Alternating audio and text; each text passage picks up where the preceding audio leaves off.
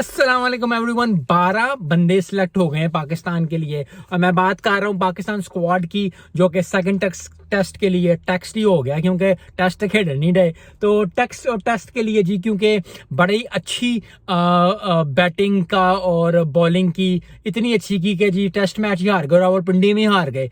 तो बड़ा प्रेशर है और प्रेशर सिर्फ जो है ना पाकिस्तान टीम के ऊपर नहीं है। जो लोग पाकिस्तान क्रिकेट को पसंद करते हैं, चाहे मैं हूं चाहे आप हैं, चाहे पाकिस्तान के खिलाड़ी हैं, चाहे वो लोग हैं, उन पे भी प्रेशर आ जाता है क्योंकि बांग्लादेश एक माड़ी टीम नहीं है या एक ऐसी टीम नहीं है कि यार बड़ी निकम्मी टीम है। ये है एक टीम का ना एक होता है कि यार पिछले कोई 2-2.5 सालों से ना नीचे ही जा रहे हैं और नीचे मतलब यस, बाबर आजम को बड़ा प्लेयर बनना पड़ेगा, बाबर आजम को अच्छी खेल करना पड़ेगा। मुझे पता है बहुत ज्यादा चैम गोइयां हो रही हैं, बहुत बदतमीजी हो रही है इंटरनेट पे कि जी बाबर आजम ये, बाबर आजम वो, फलाना टमकाना।